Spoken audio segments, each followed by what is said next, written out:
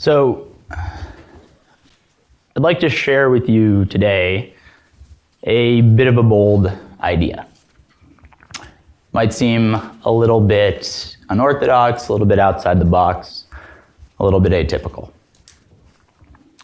And the gist of it is something like this.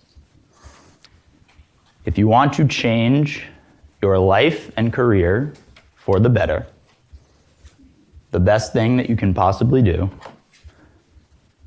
is go live in a van in Australia. I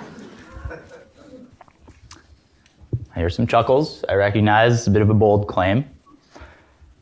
For example, the breadth of career and potential career on display in this room alone is extraordinary. Students of all subjects, professors of all disciplines, engineers, entrepreneurs, chefs, artists of all media. But that's actually core to my point. We're living in an educational and professional paradigm that has become obsessed with specialization, ravenous for subject matter expertise.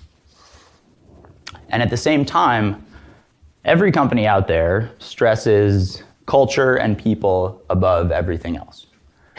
And what is so often cited as critical to culture and often cited as missing in the workplace is actually EQ, diverse social perspectives, and empathy. And I would offer to you today that these soft skills are readily available for the low price of a one-way ticket, a sturdy vehicle, and a bit of imagination. If you want to improve your relationships, increase your efficacy, clarify your professional perspective, go live in a van in Australia. Now, let's clarify that a little bit. So there's a lot of TED Talks out there, great TED Talks out there about breaking free from your comfort zone, about doing something that scares you a little bit every day. And while I perhaps obviously embrace this philosophy, this is not one of those talks. I'm not advocating risk-taking for the sake of overcoming it, pushing your boundaries for the sake of seeing if you can. I'm not advocating change for the sake of change. I'm actually specifically suggesting that you go live in a van in Australia. Now, why am I suggesting this, and on what basis, you might ask? Well, these days I work in the venture capital ecosystem at a dynamic intersection of investors, entrepreneurs, technologists, academics, policymakers. I've achieved some great results in this role.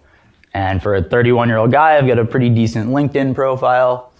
I went to an elite college. I interned in politics. I helped start a tech company. I even had a short stint in professional baseball. But the single life experience that I draw on more than any other to this day, that informs every decision I make, implicitly or explicitly, in business and life, did not happen at an academic institution or inside of a company. And it does not show up on that LinkedIn page. For those following along, you might imagine it took place over about 10 months and 10,000 miles in a van in Australia.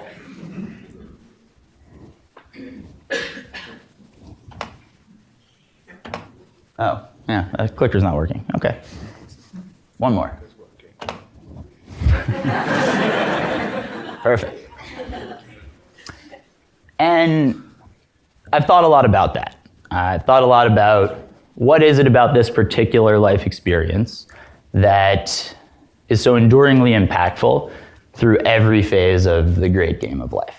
And more specifically, what can I do to translate that? How can I package that? And what I figured out is that I can really break it down into about 5 key tenets, and that those tenets just broadly map back to widely accepted, widely understood problems in society, societal ills, issues that people face from time to time. So I'd like to share those with you today. First, get outside. Get outside in nature, get outside in the country. Is this working? Should try turning it on. That's important. There we go. No, it was on. Cool. Get outside the country. So we live in a society today that is ironically hyper-connected and incredibly socially disconnected. We are other in our own environments. And this manifests negatively in almost any job, but perhaps worse in the entrepreneurial ecosystem where interaction with the unfamiliar is par for the course. And this is impossible in a van in Australia. You are not only in the middle of nowhere with no 4G, no internet, no connectivity, but you are also necessarily other, especially in a country as large and diverse as Australia, where you drop in and you know nothing about the culture, about the people.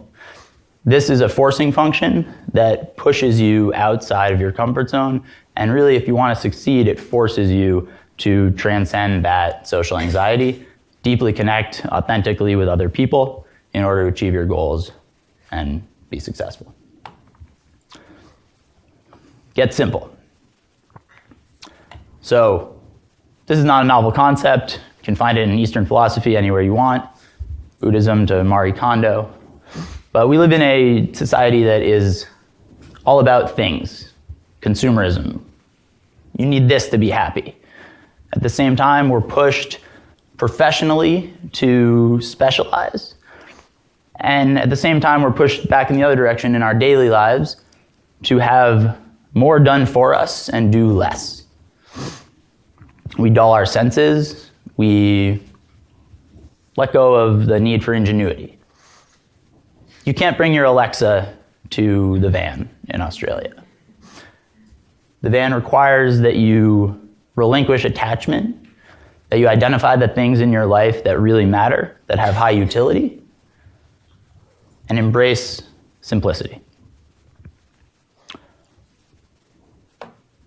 A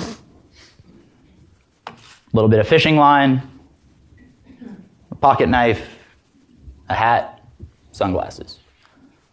I remember I had a bag of nice things and electronics that I put under the bed, and I was so worried about it.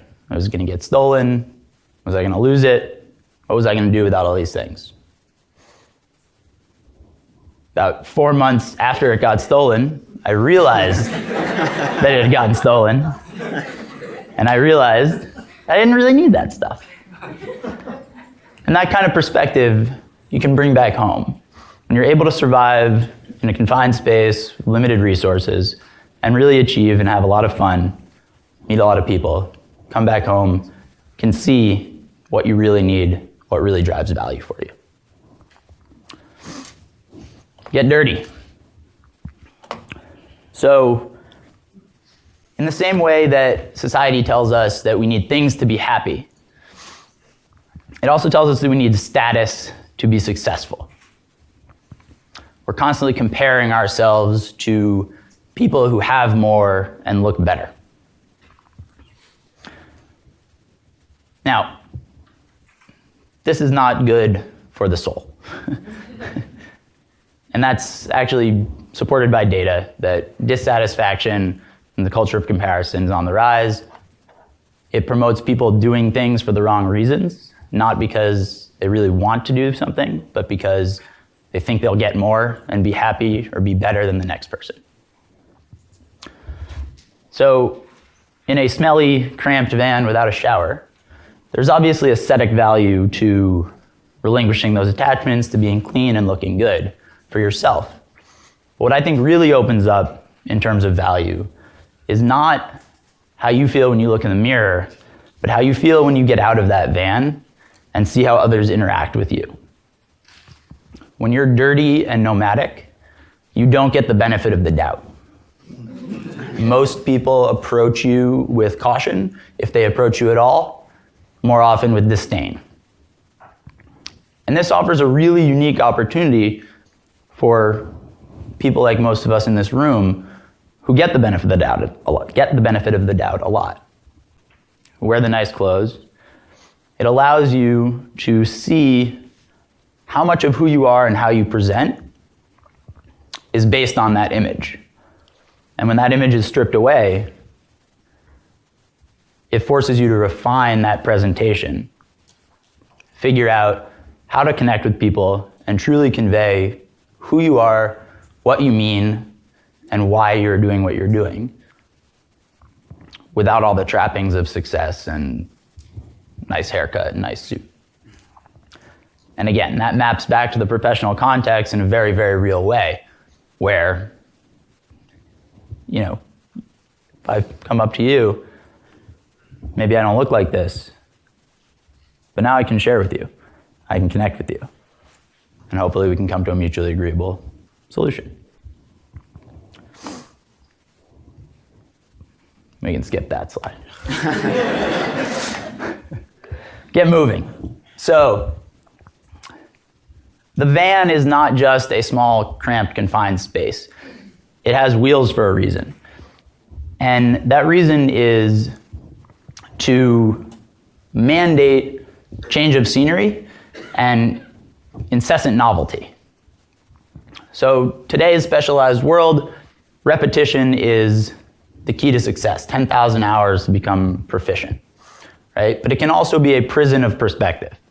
The more we do the same thing, see the same thing, experience the same things, the less able we are to adopt other perspectives, imagine other outcomes, be nimble and adaptive in the way that is truly beneficial for success in the modern economy. And finally, get free. And when I say get free, I really mean get free of structured conventional responsibility. And I think that's important because the feeling of being in the rat race, of not really being in control of your own decisions, just doing things because that's what you started out on and you got dug into a trough and you got into a track. This is something I think most people can relate to unless you really, really, really transcended it. When you strip away everything that anyone else says you must do, you are left with what I call the crucible of total freedom, in which you really get to touch base with what drives you, where you want to spend your time, how you want to exert your effort, what really matters. And when you take that back home, you do crazy things like become a social worker for a couple of years. Personal experience. So, I'll acknowledge that living in a van in Australia is symbolic, but it's really only symbolic to a degree.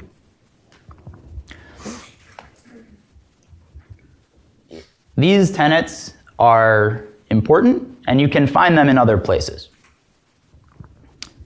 So, if I could leave you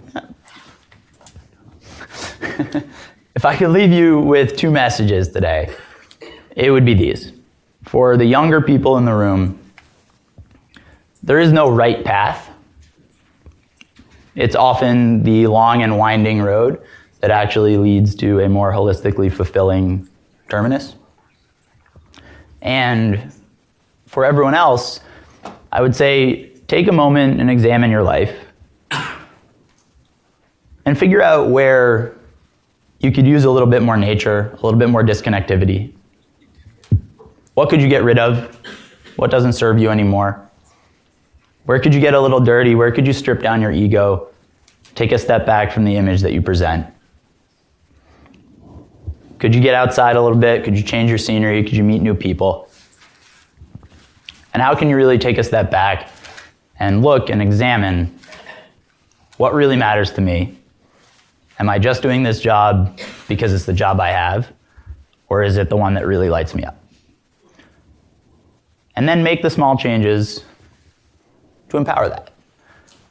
Or go live in a van in Australia. Thank you.